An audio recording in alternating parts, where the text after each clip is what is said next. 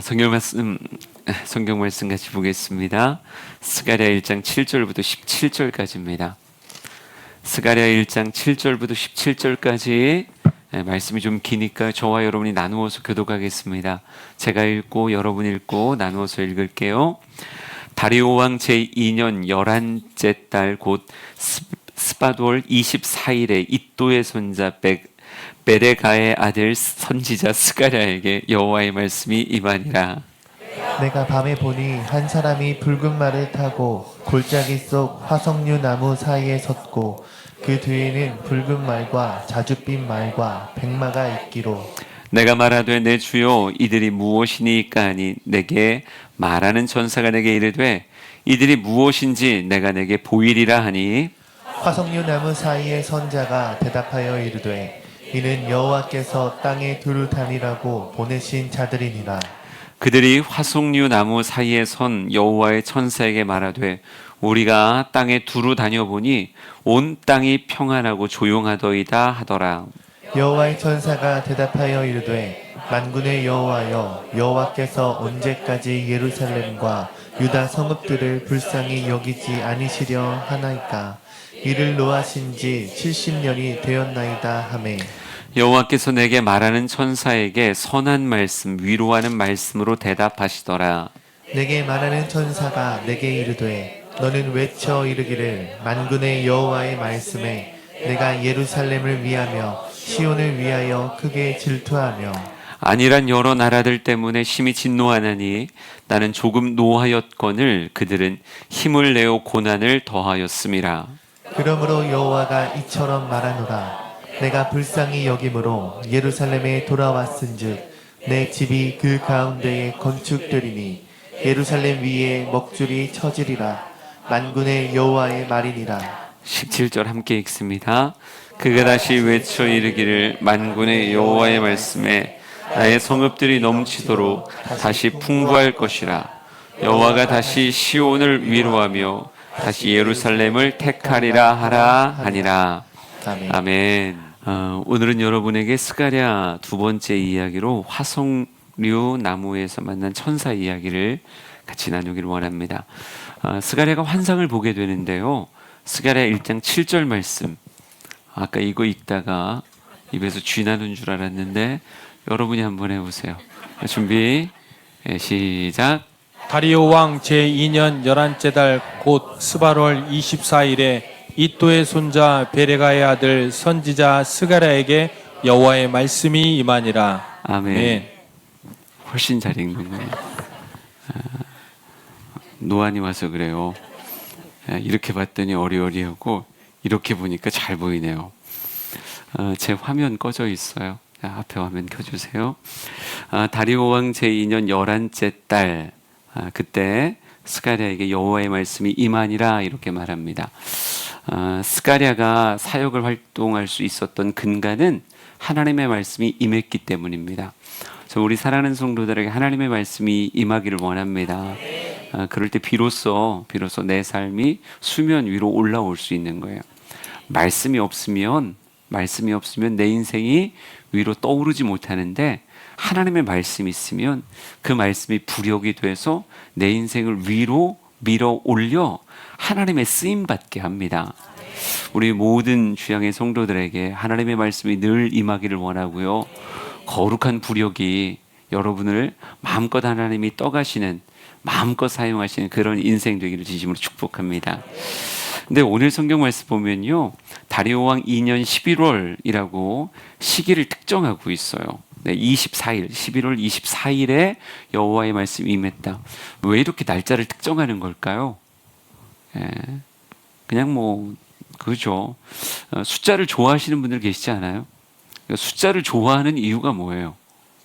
정확하고 선명하기 때문에 그런 거예요. 정확하고 선명하기 때문에. 그에게 임했던 이 말씀의 정확성을 그는 드러내고 싶은 거고요. 정말 주님께서 나에게 이렇게 임하였다. 그리고 또 스가랴의 성격적 특성이 굉장히 꼼꼼한 사람인 것 같아요.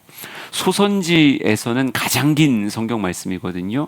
그러니까 소선지서로 얘기했을 땐 압도적으로 긴 우리가 지금 예레미야를 새벽에 만나는 것 같이 그런 대선지서는 뭐 굉장히 길죠. 그러나 소선지 가운데 14장까지 갈 수 있는 이 스가랴서는 굉장히 긴 성경이고, 또 특별히 스가랴서에는 오늘도 살펴보겠지만 이제부터 시작되는 8가지의 환상이 쫙 묘사가 되어집니다.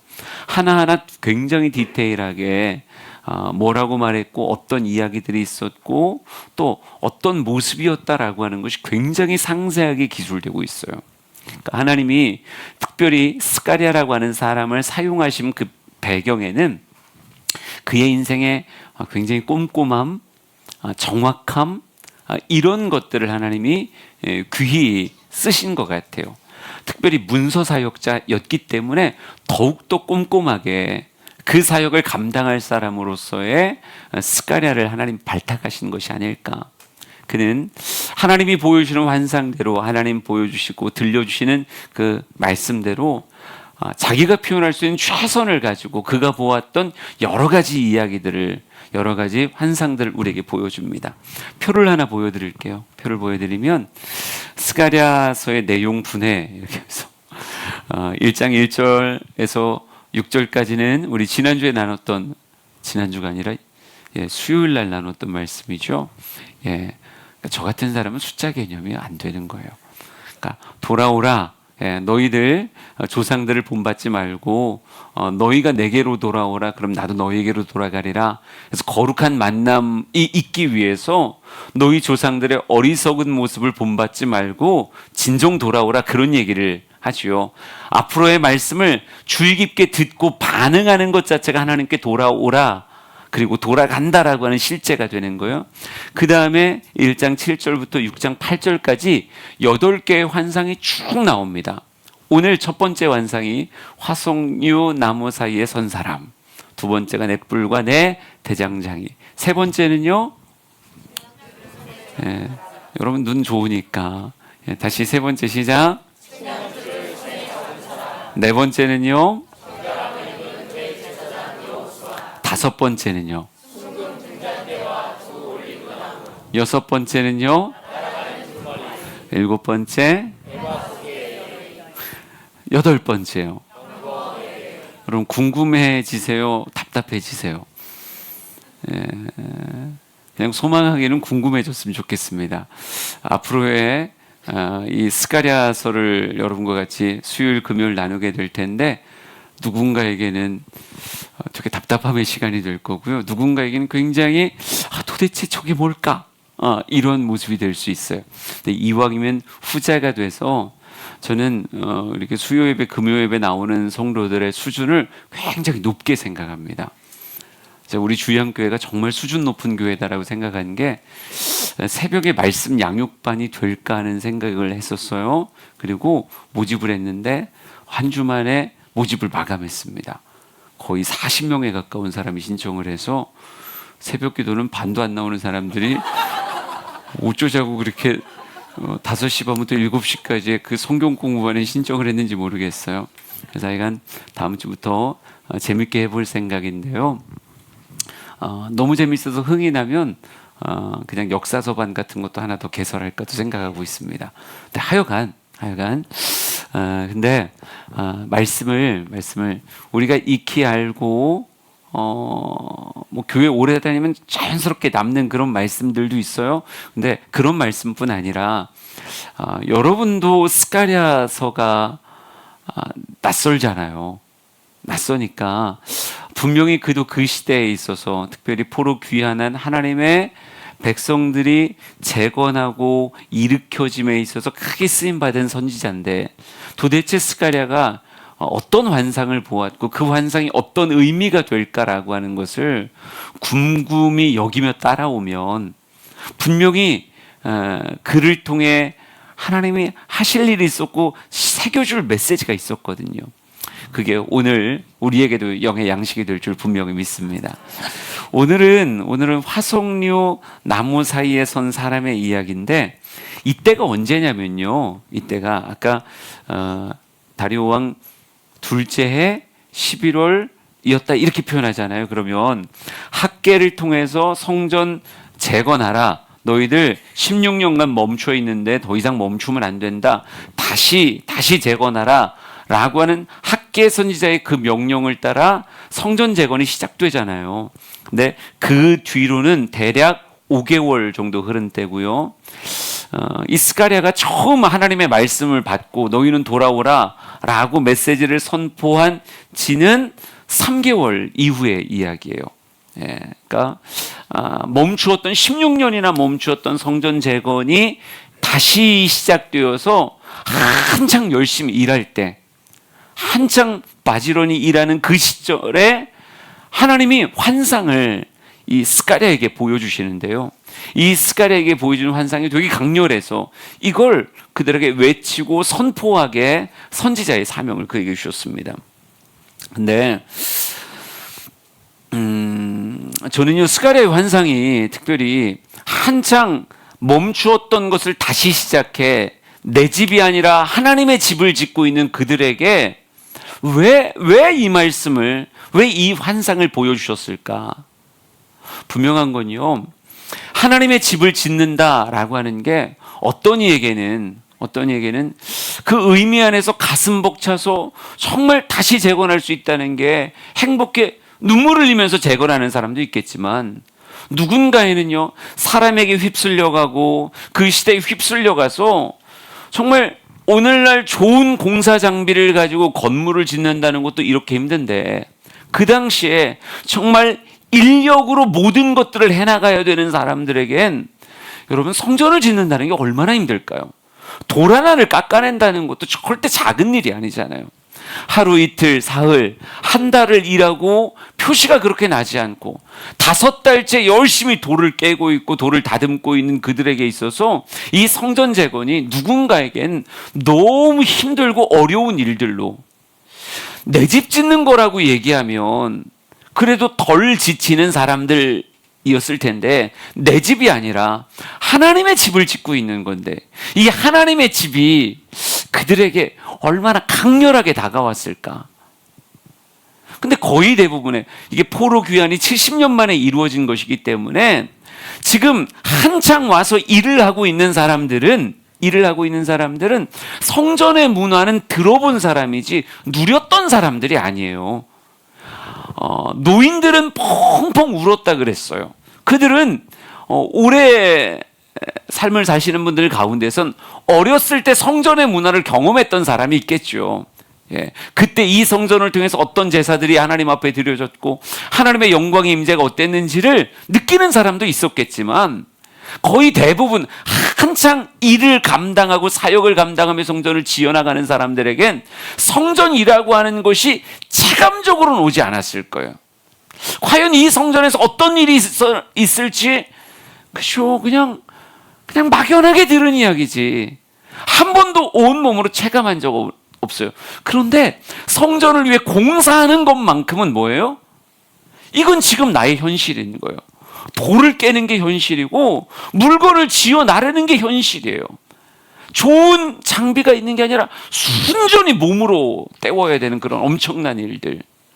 한 달, 2달, 석 달, 심지어 5달쯤 됐다고 이야기하면 아마 여러분도 지치지 않겠어요? 예. 우리가 달리기를 할 때도 그래요. 멈춰서 처음 뛸 때는 뛴다는 희열이 막 있어요. 그런데 어느 순간 심장의 고동 소리가 내 귀에 들리는 것 같기 시작하고 다리 근육이 뻣뻣해지기 시작하면 이런 생각이 든다고요. 내가 왜 뛰지? 내가 왜 이렇게 뛰고 있는 거지? 점점 속도가 늦추어지기 시작해요.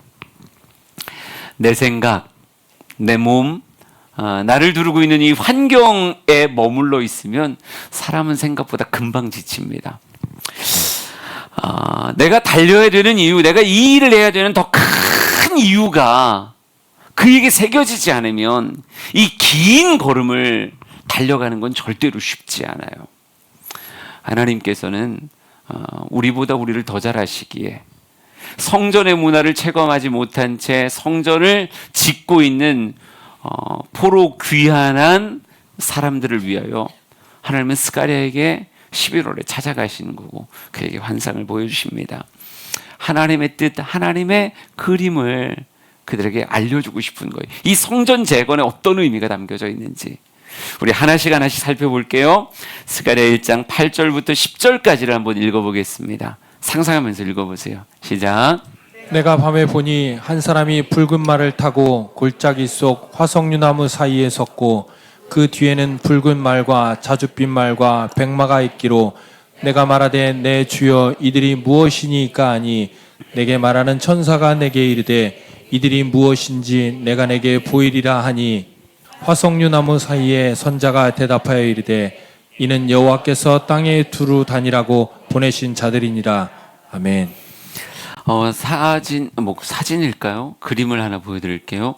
스가랴 1장 8절 말씀 보면 내가 밤에 보니, 지금 밤에 하나의 환상을 본 거예요. 근데 환상을 봤는데 한 사람이 붉은 말을 타고 골짜기 속 화석류 나무 사이에 섰고, 지금 저 옆에 그려진 나무들이 화석류 나무인 것 같아요.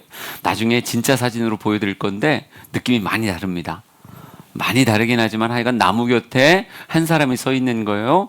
그리고 그 뒤에 붉은 말, 자줏빛 말, 백마가 있는데 뒤에 말들은 있지만 나중에 보면 그냥 말만 있는 게 아니라 그들이라고 표현되어지는 거 보니까 그 말들에도 다 누군가가 타고 있는 거예요. 하여간 이런 환상을 딱 봤어요.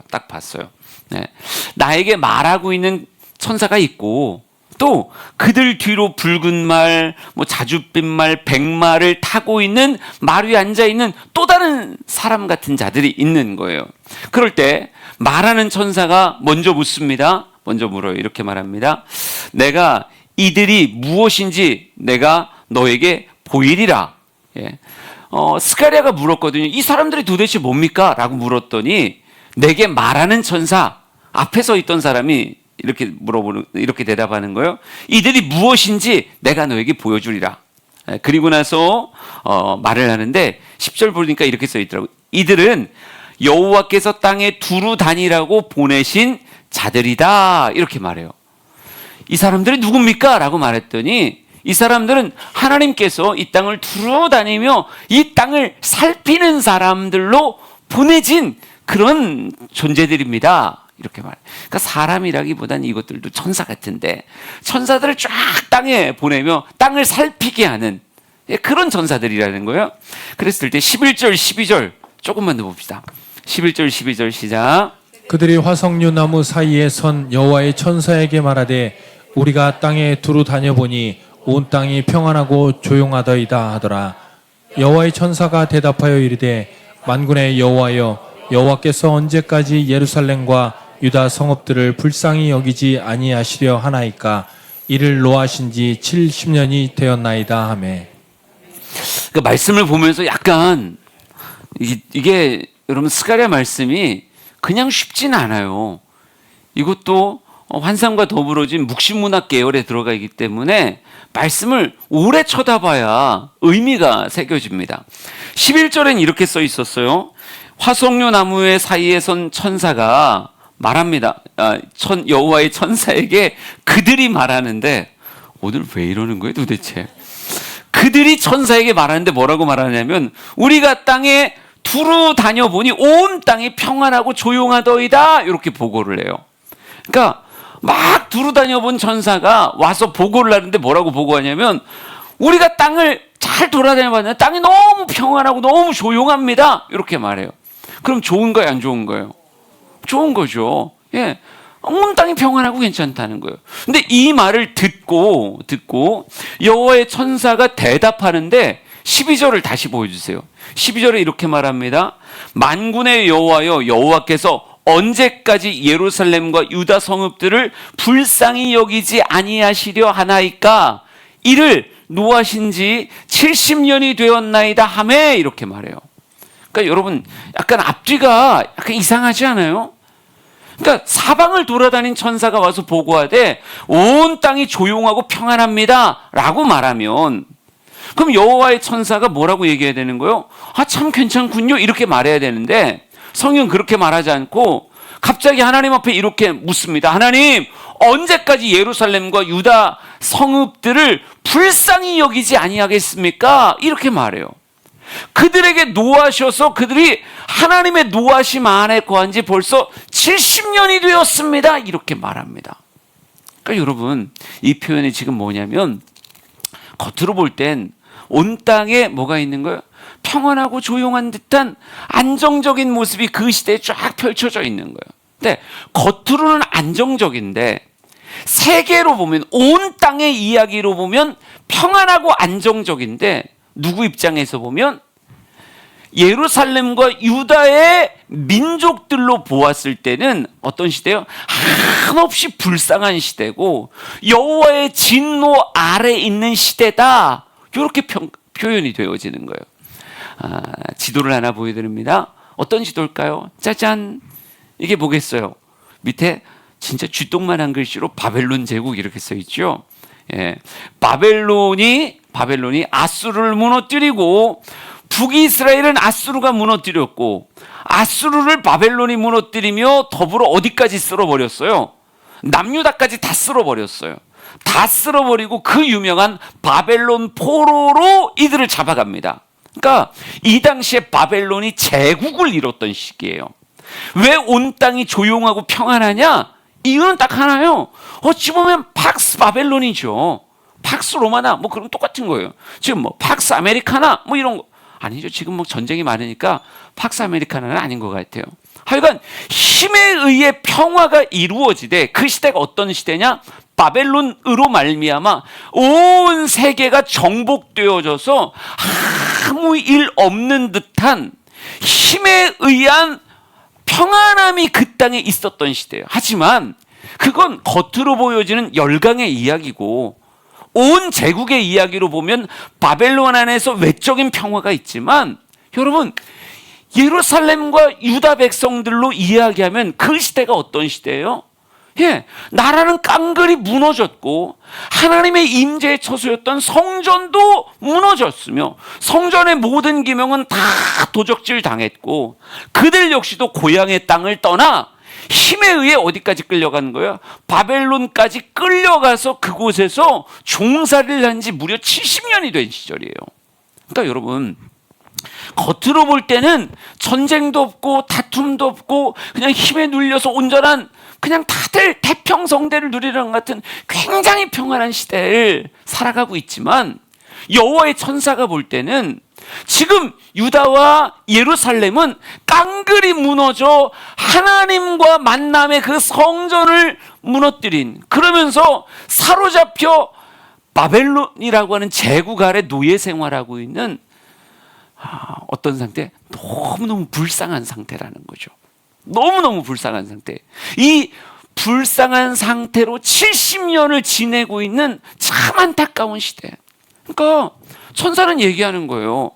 눈으로 보여질 때 또 다른 천사들이 보고했을 때 온 땅이 평안하고 조용합니다 라고 말하지만, 이 평안하고 조용하다라고 하는 이 보고가 여호와의 천사 눈에 봤을 땐 괜찮은 시대구나 이렇게 생각되는 게 아니라, 겉으로만 평안하지 영적으로 봤을 땐 가장 처참하게 모든 것이 무너져서 하나님의 영광을 잃어버린 채 세상의 종로로 다가오고 있는 참 불쌍한 70년의 시대다, 이렇게 말하고 있는 거죠.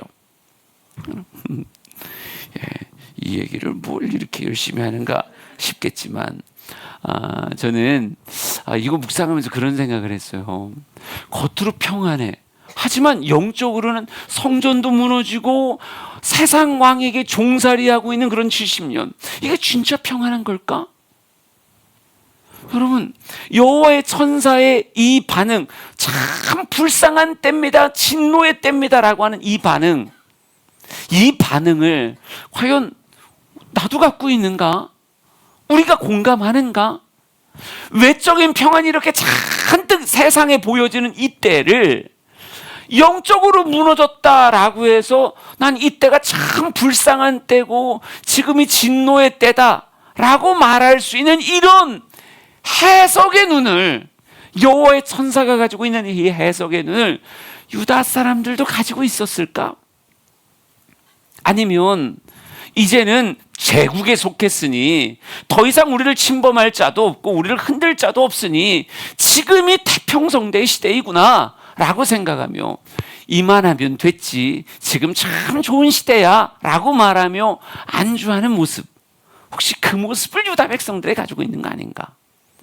지금의 이 바벨론 제국의 시대를 평안하다 말할 건가, 참 불쌍하다 말할 건가, 지금이 참 좋은 때다 말할 건가, 아니면 지금이 진노의 때다 이렇게 말할 건가. 이걸 여러분의 얘기로 바꿔보자고요. 장사가 너무 잘 돼요. 너무 잘 돼서 한 달에 막 2천만 원씩 순수익이 막 딱딱딱딱 꽂히는 거예요.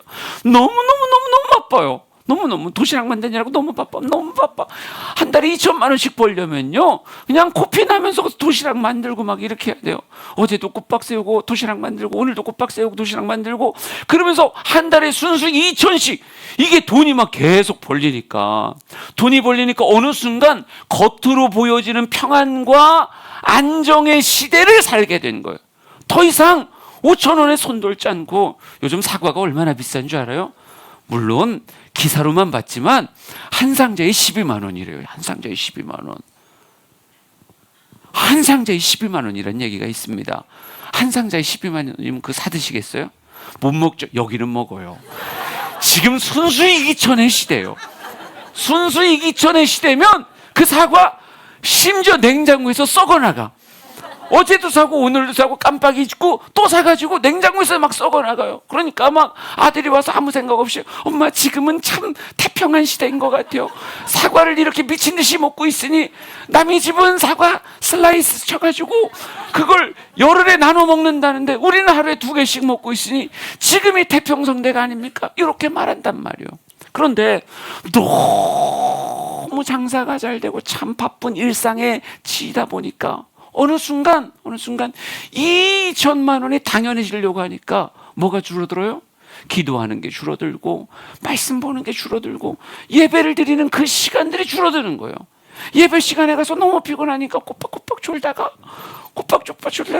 남들은 기도한 줄 알았지만 나는 졸고 집에 가는, 이런 일들이 계속 반복되고 있단 말이죠. 여러분, 과연 그때가 어떤 시대냐? 누군가는 얘기하는 거예요. 지금 너무 잘 되고 있으니, 장사도 이렇게 잘 되고 하는 일마다 다 이렇게 잘 되고 있으니, 지금 너무 좋은 시대, 은혜 시대를 당신은 살고 있지 않은가, 이렇게 말하는 사람이 있는 거예요. 근데 누군가는, 여호와의 사자라고 표현되었던 이 화석류 나무에 서 있는 사람은 뭐라고 생각하는 거예요? 불쌍하다. 너무너무 불쌍하다. 어느샌가 예루살렘이 황폐해졌구나. 어느샌가 너희들의 성전이 다 무너진 채 세상의 종이 돼서 70년을 살고 있으니 참 불쌍하다라고 말하는 화석류 나무에 선 천사의 모습이 있다는 거죠. 우리는 과연 지금의 이 때를 뭐라고 말할 거냐? 참 평온하고 조용한 하나님의 복의 시대라고 얘기할 거냐? 아니면 내 영혼의 성전이 무너지고 하나님과의 그런 만남이, 거룩한 성이 깨진, 내 신앙이 흔들리고 있는 참 불쌍하고 진노의 시기라고 말할 거냐? 뭐라고 말해야 되냐는 거예요. 이걸 세상에 가서 얘기하면요, 전부 다 복의 시대라고 얘기해요. 복의 시대. 참 평온하고 괜찮은 복의 시대라고 얘기해요. 그러나 여호와의 천사는 같은 시대를 뭐라고 얘기하고 있어요? 너무너무 불쌍한 시기다. 하나님 도대체 언제까지 이들을 이렇게 두실 겁니까? 무려 이곳에서 70년이 지났습니다. 하나님 언제까지 이렇게 두실 겁니까? 언제까지 진노 가운데 두실 겁니까? 이렇게 말한다는 거죠. 여러분은 지금 제가 뭔 얘기를 하는지를 알아야 됩니다. 누군가가 여러분이 70년 동안 너무 인생이 막 그냥 잘 풀리는 것 같고 아무 일 없는 것 같고 그냥 감기도 안 걸려요. 감기도 안 걸려서 막 그 튼튼한 몸으로 맨날 골프 치고 그 튼튼한 몸으로 맨날 세계 일주 다니고 막 이러고 있어요. 돈도 너무 잘 벌리고 몸도 건강해서. 근데 골프 치려니까 주일날 약속이 거의 태반이고 좀 세계 여행 좀 다니려고 하니까 그냥 사방팔방 돌아다니려고 교회에서의 직분도 뭐도 다 아무것도 못한 채 막 돌아다녀요. 그때가 복 받고 있는 때인지 아니면 진짜 큰 불쌍한 때인지 여러분 뭐라고 대답하실 거냐고 난 묻고 싶은 거예요. 삶이 요동쳐도 예루살렘이 굳건하고 성전이 굳건한 게 이게 내 인생의 진짜 복인 건지, 아니면 삶은 참 평온한데 예루살렘이 무너지고 성전이 회파되어 바벨론의 포로로 끌려가는 게 이게 내 인생에 좋은 건지. 물론 조용한데 예루살렘도 좋고 평안한데 성전도 굳건한 게 최고 좋은 거예요. 이게 1등이에요. 예. 삶도 무지하게 시끄럽고 성전도 무너진 게 꼴찌예요. 근데 그 다음 2등이 도대체 뭐냐는 거죠. 삶은 평안한데 성전 무너진 게 2등인지, 아니면 삶이 시끄러운데 성전은 튼튼한 게 2등인지, 뭐가 2등이고 뭐가 3등이냐는 거죠. 저는 우리 사랑하는 성도들이 천사의 시선을 가질 수 있었으면 좋겠습니다. 이 시선이 있어야 이런 겉으로 볼 땐 평안하지만 영적으로 볼 때는 예루살렘 성이 회파되고 성전이 회파되고 포로로 끌려간 것, 이런 모습에 가슴 아파하는 이 여호와의 천사의 시선이 있어야 뭐가 다가와요? 그 다음 하나님의 음성이 들려와요. 성경에 뭐라고 써있나? 그 다음 읽어봅시다. 1장 13절, 14절, 15절입니다. 시작. 여호와께서 내게 말하는 천사에게 선한 말씀, 위로하는 말씀으로 대답하시더라. 내게 말하는 천사가 내게 이르되 너는 외쳐 이르기를 만군의 여호와의 말씀에 내가 예루살렘을 위하며 시온을 위하여 크게 질투하며 아니란 여러 나라들 때문에 심히 진노하나니 나는 조금 노하였거늘 그들은 힘을 내어 고난을 더하였음이라. 아멘.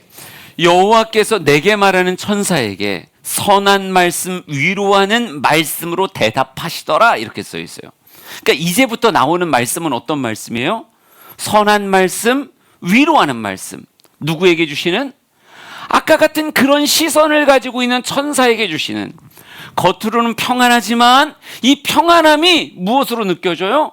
불쌍함으로 느껴지고, 이 평안함이 하나님의 진노같이 느껴져서 언제까지입니까? 라고 하는 이런 시선 가지고 하나님 앞에 질문하는 그 천사에게 주님은 어떻게 하신다고요?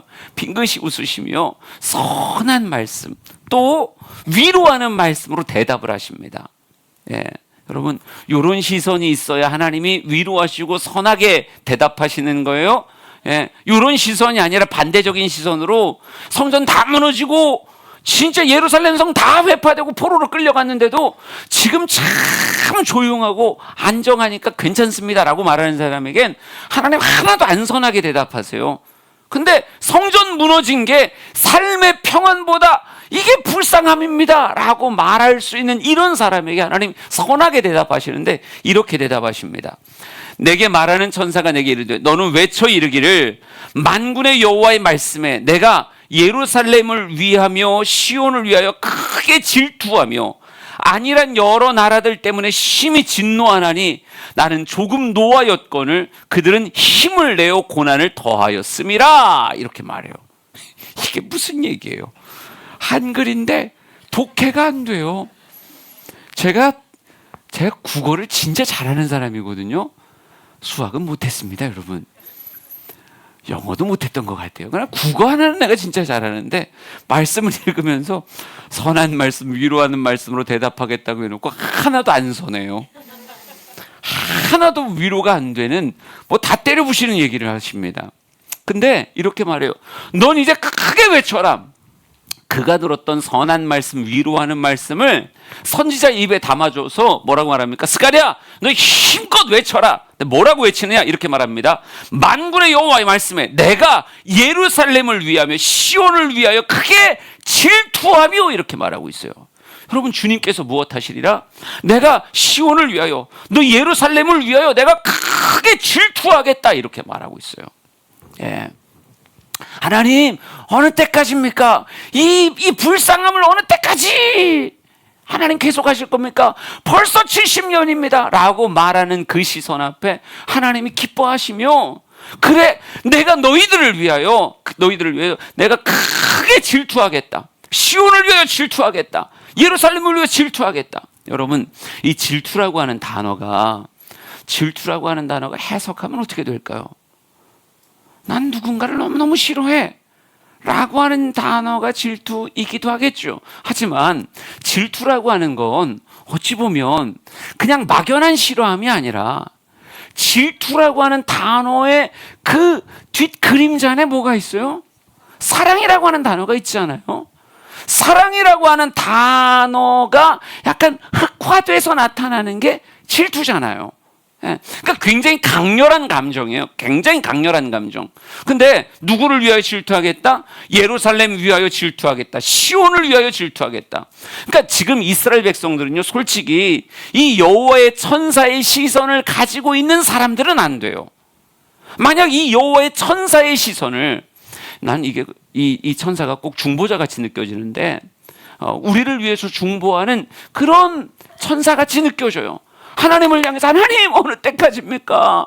지금 이들이 이 바벨론 포로에서 그냥 집 짓고 살면 안 됩니다.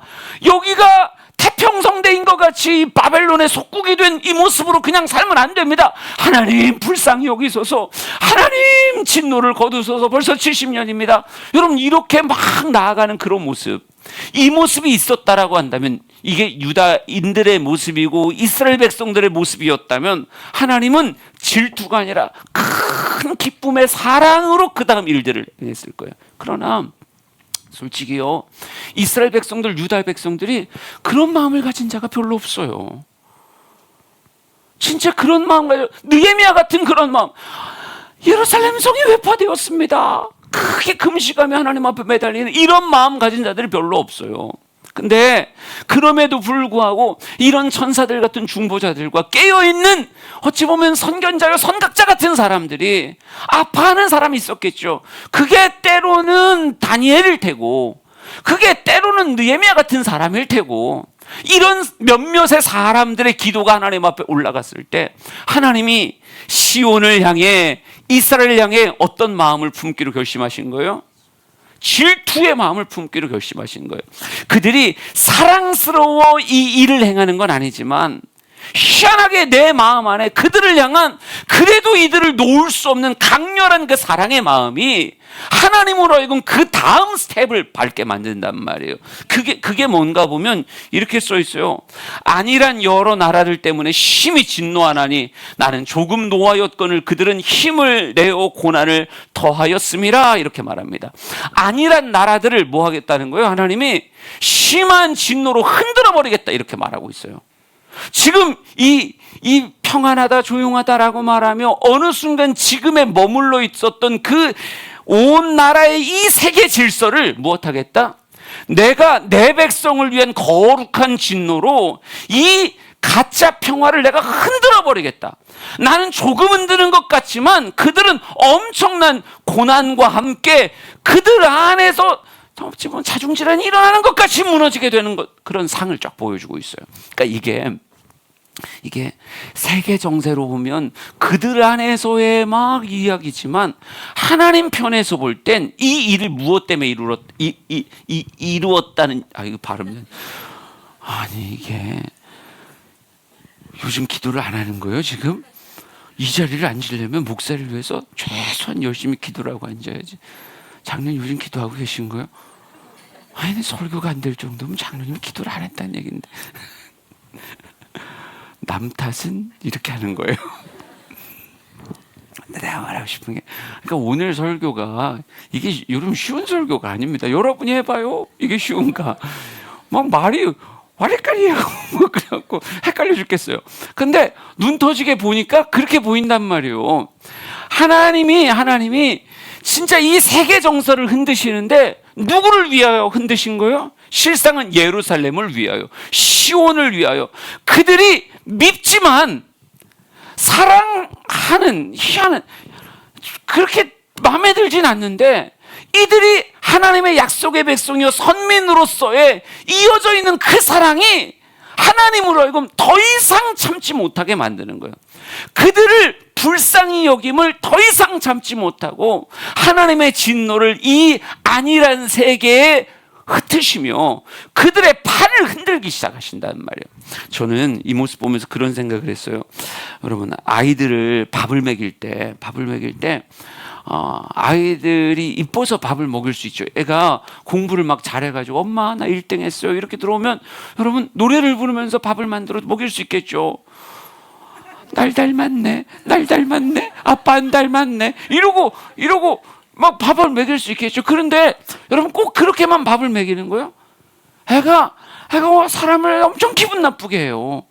애들은 원래 다 그래요. 애들이 엄마를 엄청 기분 나쁘게 해.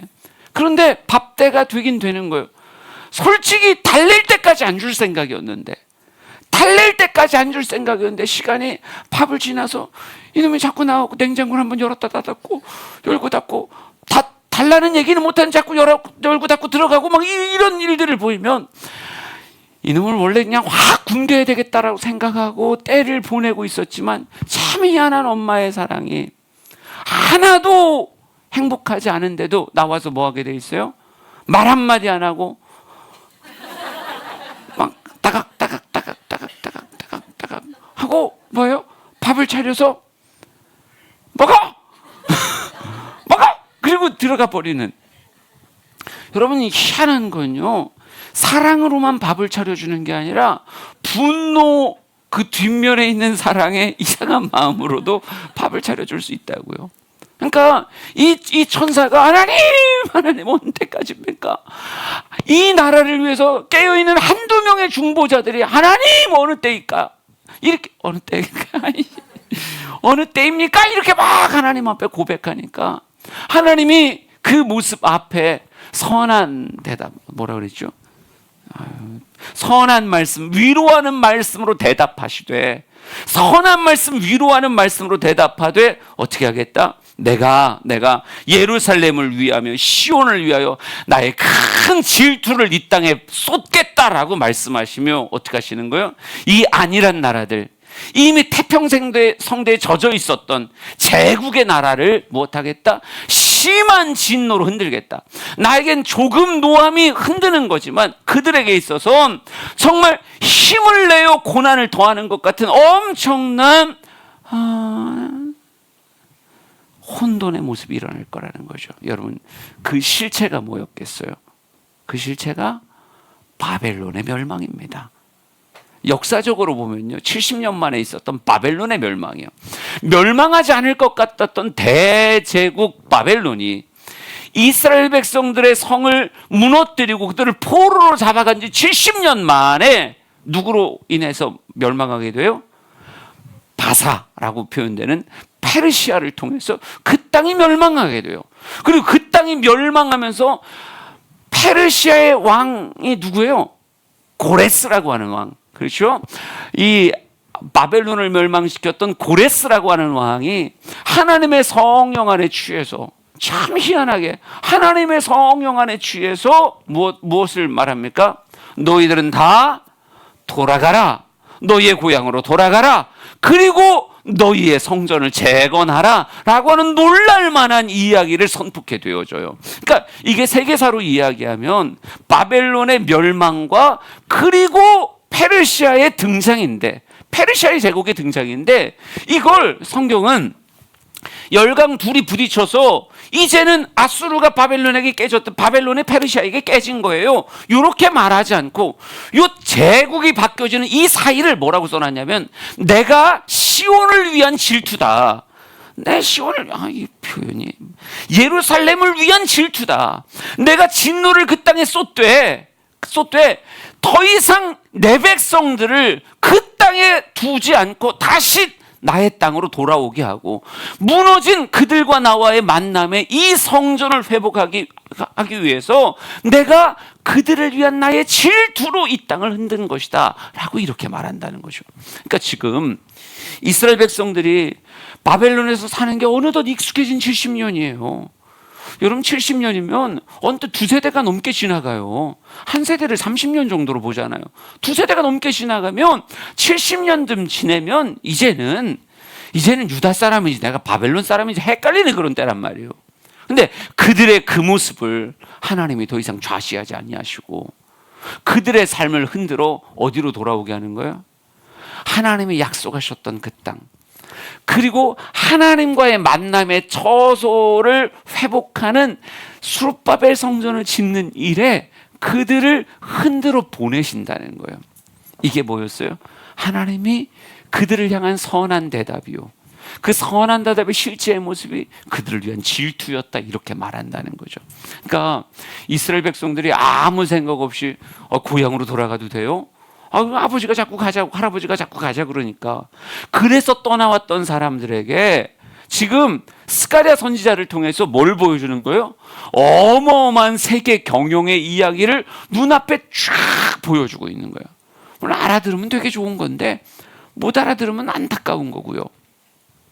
지금 하나님은 스가랴 이 화석류 나무 사이에 서 있는 한 천사를 통해서 이 땅의 역사를 하나님이 주관하시되 시온을 위하여 예루살렘을 위하여 지금 이 큰 그림을 하나님이 뜨거운 질투의 열정으로 너희들의 삶을 여기까지 돌려온 것이다라고 하는 그 그림을 보여주고 있다는 거죠.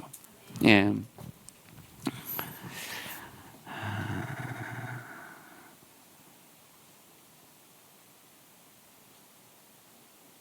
그러니까 우리 하나님이 대단한 분이신 거예요. 나를 위해 바벨론을 무너뜨리시고 페르시아를 통해 새로운 기회를 주시는 거예요. 스가랴 1장 16절 17절 한번 읽어볼까요? 16절 17절 시작. 그러므로 여호와가 이처럼 말하노라. 내가 불쌍히 여김으로 예루살렘에 돌아왔은즉 내 집이 그 가운데에 건축되리니 예루살렘 위에 먹줄이 쳐지리라. 만군의 여호와의 말이니라. 그가 다시 외쳐 이르기를 만군의 여호와의 말씀에 나의 성읍들이 넘치도록 다시 풍부할 것이라. 여호와가 다시 시온을 위로하며 다시 예루살렘을 택하리라 하라 하니라.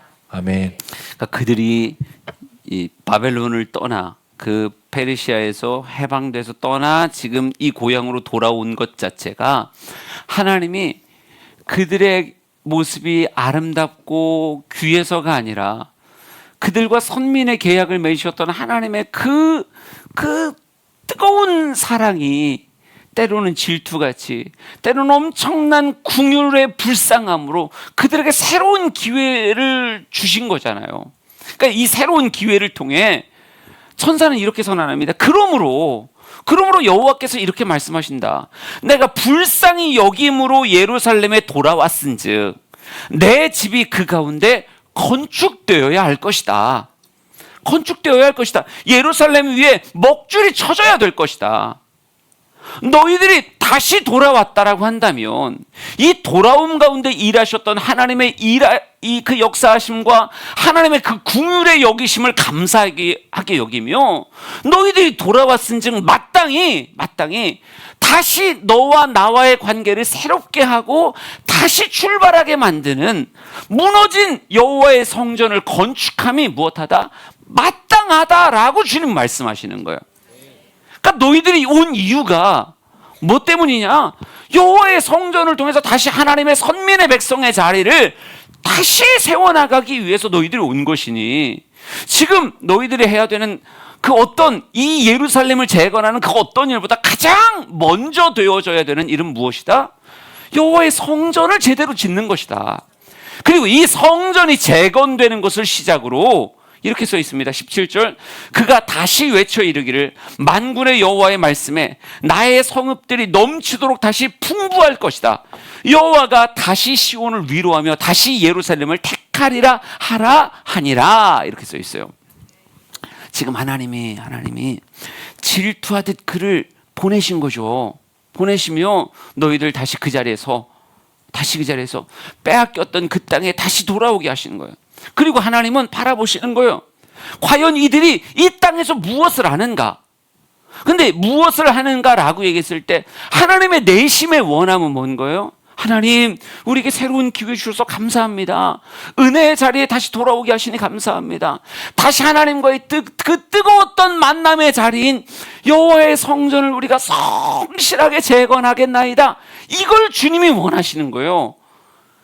그걸 할 수 있다면 하나님이 이제는 더 이상 질투로서 그들에게 새로운 기회를 주는 게 아니라 새롭게 하나님과의 만남을 시작하려고 하는 그 헌신과 애씀 앞에 하나님 기뻐하며 이제는 무엇으로? 그냥 온전한 사랑으로 이렇게 해서 여호와가 다시 시온을 위로하며 다시 예루살렘을 택하리라. 만약 너희들이 그렇게 한다면 내가 다시 너희들을 적극적으로 위로할 것이며 내가 다시 너희를 적극적으로 붙잡아 너희들을 사용하는 그런 나라로 내가 너희들을 만들 것이다. 그래서 그런 나라의 모습이 어떻게 된다는 거예요? 너희의 성읍이 넘치도록 풍부할 것이며 회복되게 될 것이다 라고 하는 그 메시지를 그에게 주는 거예요. 여러분, 지금 오늘 이 말씀이 다리오 왕 2년 11월이라고 말씀드렸어요. 16년간 멈췄던 성전 재건을 다시 시작한 지 5개월 된 날, 어느 순간 그들이 안 했던 일을 다시 하며 돌을 쪼개고 흙을 퍼나르고 먹줄을 튀겨가며 하나하나의 뭔가를 해나가는 게 어느 순간 마음 안에 짜증으로 차올라오고, 아이고 오늘도 일하고 내일도 일하니 허리가 많이 아프구나, 아이고 뻣뻣하구나, 막 입술에서 자꾸 불평이 나오는 거죠. 이놈의 성 다 우리 조상들이 다 깡그리 무너뜨린 걸 왜 우리가 와서 이걸 져야 되냐. 여러분, 의미를 모르면 모든 게 다 뭐가 되는 거예요? 그냥 고된 노동이 되는 거고, 그것에 대해서 원망과 불평이 가득할 수 있는 시기가 건축 시작한 지 5개월 된 이런 시기인 거예요. 그러기에 하나님은 지금 화석류 나무에 선 천사를 통해서 무엇을 얘기하는 거예요? 너희들이 오게 된 그 이면에 있었던 하나님의 일하심의 이야기를 쫙 보여주며, 너희들이 지금 이곳에 와서 이 성전을 짓는 게 어떤 의미가 되느냐? 다시 너와 내가 선민으로서 너희들을 다시 택하고 만나며 너희들을 강하게 만드는 그런 시작점이 될 것이다 라고 말씀하시며, 이 성전 재건하는 게 얼마나 귀한 건지, 너희의 삶에 부어질 나의 복에 뭐가 되는 거예요? 이게 상징이 되는 거예요. 이 성전이 세워짐을 통해서 이 성읍이 다시 넘치도록 풍부해지며 하나님의 위로, 하나님의 선택이 내 인생에 다시 부어지게 되는 그런 엄청난 상징물이 되는 게 수룹바벨 성전이다, 이렇게 말하는 거죠. 이 말을 제대로 알아들면 어떻게 되는 거예요? 아, 내가 오늘 또 땀 흘리며 이 성전을 지어야 되는, 애쓰고 수고하며 돌을 깎고 돌을 나르는 일이 감당해야 되는 이유가 되는 거예요. 그래서 이 모든 이야기를 어디에 서서 얘기했다고요? 화석류 나무에 서서 얘기했어요. 화석류 나무를 드디어 보여드립니다. 짜잔, 나고요. 이거예요. 저 옆에 나무가 뭐 저렇게 생겼어요. 그러니까 이 나무가 이게 자라면 한 3m 정도 자라는데요. 이거는 나무라기보다는 꼭 이게 수많은 가지들이 쭉쭉 뻗은 이런 모습이다라고 얘기를 해요. 근데 이 화석류 나무라고 얘기하면 이게 여러분 초막절에 이게 초막으로 집을 짓잖아요. 성경에 초막절에 짓게 한 종려나무와 아주 같이 쓰여질 수 있는 게 이 화석류라고 얘기합니다. 그러니까 이 화석류 나무 가지가요, 어떤 의미를 가지고 있냐면 이게 생명력이 되게 강하대요. 이렇게 가지를 딱 꺾어도 한 이틀 정도는요 아주 그냥 생생하게 살아 있답니다. 뭐 버드나무나 이런 거는 꺾으면 곧 말라버리는데 이건 생명력이 굉장히 강한 나무래요. 그래서 잘라놔서 그냥 놔도 생명이 오래 갈 뿐 아니라 말라 죽은 것 같은데도 물에다 갖다 꽂아 놓으면 다시 물을 머금고 살아나는 나무가 이 화석류 나무라고 이렇게 얘기하더라고요. 그래서 이 화석류 나무가 어떤 상징을 가지고 있냐면 불멸, 영원, 이런 상징을 가지고 있어요. 더불어서 이 화석류 나무가 어떤 특징이 있냐면 굉장히 향기가 좋다고 얘기합니다. 그래서 이 고급 나무라서 이걸로 초막을 지을 만큼은 그렇게 하지 않을 굉장히 귀한 나무. 그래서 이걸 가지고 뭘 만드나 봤더니요, 가끔 화관을 만든다 그래요. 화관을. 그러니까 신부의 머리에 쓰는 화관의 재료로 이 하다스라고 하는 이 화석류 나무를 사용하고, 이 화관을 쓰고 신부가 시집을 가고 뭐 이러는 모습 안에서 이게 상징이 됐는데, 뭐의 상징이 됐냐면 부와 성공의 상징이 돼요. 불멸의 상징이요, 부와 성공의 상징이 이 하다스라고 하는 이 화석류 나무라고 이야기합니다. 그래서 여러분이 오늘 잠을 자는데 돼지 꿈을 꿔요. 그러면 어떻게 해야 돼요? 돼지고기를 사 먹으러 가야 되죠. 그러기보다는 복권을 사러 가잖아요. 근데 이스라엘 백성들에게는요, 꿈에 이 하다스를 사는 꿈을 꾸거나 이걸 머리에 쓰는 꿈을 꾸거나 이런 꿈을 꾸면 복권을 사러 간답니다. 그만큼 뭐가 되는 거예요? 부와 성공의 상징이고 내 인생이 점점 더 잘 될 거다라고 하는, 그리고 죽지 않을 거야. 우리는 영원히 생생할 거야. 막 이런 것의 상징이 이 하다스 나무라고 얘기를 해요. 여러분, 전사가 어디에 나타났다고요? 이 하다스 나무 사이에 딱 나타났어요. 지금 이스라엘 백성들에게 이 성전과 도라와 페오와 싸우고 있는 이 예루살렘을 재건하는 일이, 이게 뭐라는 거예요? 너희의 나라를 영원하게 만드는 일이고 너희의 나라를 다시 부하고 성공으로 세워나가는 그런 시작이 되는 게, 그게 뭐다? 이곳에 와서 짓고 있는 너희들의 성전이다, 이렇게 말하는 거예요. 여러분, 우리의 인생의 성전이 무너졌을까 두렵습니다. 여러분, 한 사람 한 사람 안에 있는 신앙이 무너졌을까 두려워요. 저는 요즘 계속 그런 생각해요. 찬양 제대로 해야지, 기도 제대로 해야지, 말씀을 제대로 연구해야지, 이런 생각이 제 안에 가득해요. 그래야 하나님이 내 인생에 정말 친밀함을 부어주실 거고, 그게 내 인생의 복이 될 거라는 이런 확신이 요즘 막 생기고 있어요. 나만 생긴다는 게 불쌍하지만 난 이게 다 여러분 안에 막 생기고 있다고 생각합니다. 근데 이렇게 신앙에 힘 쏟는 게, 여러분, 이게 뭐다? 이게 진짜 귀한 거다. 내 마음의 성전이 무너져서 기도가 안 되고 찬양이 안 되고 말씀이 안 된다는 건, 아무리 내 삶이 아무 일 없는데 평안해 보여도 그건 진노의 때요, 그거는 불쌍한 때다. 지금이라도 하나님이 기회해 주시는 이 시기에 하나님의 약속 붙잡고 뭘 세워나갈 수 있어야, 내 성전을 다시 제대로 세워나갈 수 있어야, 내 마음의 성전을 다시 돌을 깎고 흙을 퍼나르며 먹줄을 뛰어가며 하나하나 세워나가는 이 모습이 있어야 하나님은 이 모습을 붙잡고 무엇 하시리라? 내 인생을 위로하시고 내 인생을 택하시리라. 그리고 정말 하다스 나무같이 하나님이 참 존귀하게 쓰시는 그런 인생으로 내 삶을 이끌어 가시리라. 저는 오늘도 우리 사랑하는 성도들이 하나님께 매달릴 이유가 충분하다고 생각합니다. 하나님 없으면 우리는 금방 말라버리는 버드나무밖에 안 돼요. 하나님을 간직해야 마르지 않고 쇠하지 않고 어느 순간도 다시 하얀색 꽃이 쫙 피며 향기를 막 토해내는 그런 화석류 나무 같은 그런 역사가 내 삶에 있는 겁니다. 오늘 이 시간을 그냥 보내지 마시고요, 내가 진짜 하나님 앞에 더 전심으로 나아가겠다, 정말 기도하겠다, 그 귀한 마음으로 주님 앞에 반응하는 우리 모두가 되기를 원합니다. 힘을 내서 성전을 집시다. 여러분의 마음의 성전을 힘을 내서 지어냅시다. 우리 찬양하며 주 앞에 나갑니다. 하나님께로 더 가까이 갑니다 라고 하는 이 찬양 부르면서 주 앞에 나아갈게요. 고백합니다.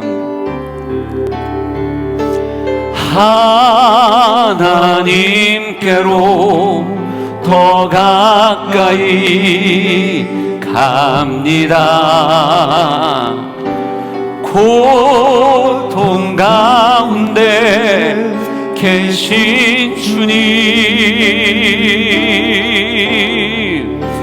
변함없는 주님의 크신 사랑, 영원히 주님만을 섬기리. 우리 크게 부릅시다.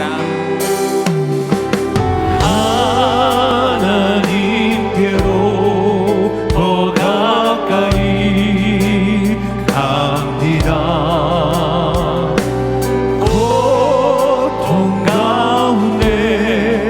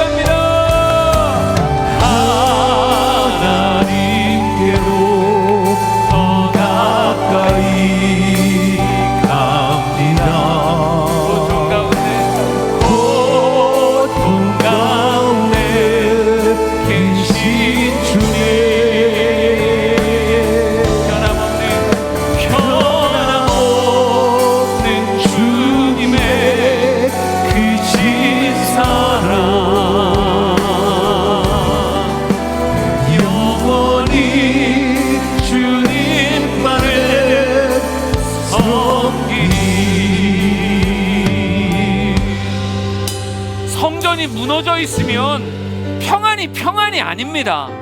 안전함이 아닙니다. 하나님이 우리에게 다시 성전 재건할 수 있는 기회를 주고 계시니 그 기회를 붙잡는 우리가 되기를 원합니다. 여러분의 마음 안에 있는 신앙의 성전이 튼튼하게 재건되기를 원합니다. 기도가 되기를 원합니다. 찬양이 되기를 원합니다. 말씀 앞에 서게 되기를 원합니다. 우리 주여 세 번 부르시고 통성으로 같이 기도합니다. 주여